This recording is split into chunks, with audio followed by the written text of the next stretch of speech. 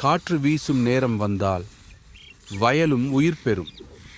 அறுவடை முடிந்த பிறகு நெல்லில் இருக்கும் தூசி, பதர் மற்றும் இலகுவான கழிவுகளை பிரிக்க தமிழக கிராமங்களில் பல தலைமுறைகளாக பயன்படுத்தப்பட்ட முறை நெல் தூற்றுதல்.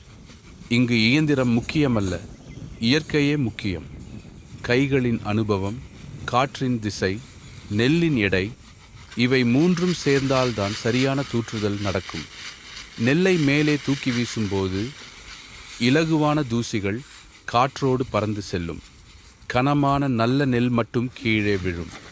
இந்த வேலை பார்க்க எளிதாக தோன்றலாம், ஆனால் அதற்குள் பல ஆண்டுகளின் அனுபவம் மறைந்திருக்கிறது. ஒவ்வொரு வீச்சிலும் ஒரு ரிதம், ஒவ்வொரு அசைவிலும் ஒரு பழக்கம், ஒவ்வொரு தருணத்திலும் மண்ணோடு வாழ்ந்த வாழ்க்கையின் நினைவு. இயந்திர சத்தம் இல்லாமல் காற்றின் ஒலி மட்டும் கேட்கும் இந்த வயலில் விவசாயம் இன்னும் இயற்கையோடு பேசிக்கொண்டே இருக்கிறது. இது வெறும் நெல் சுத்தப்படுத்தும் வேலை அல்ல, தமிழர் வேளாண் வாழ்க்கையின் அமைதியான அறிவு.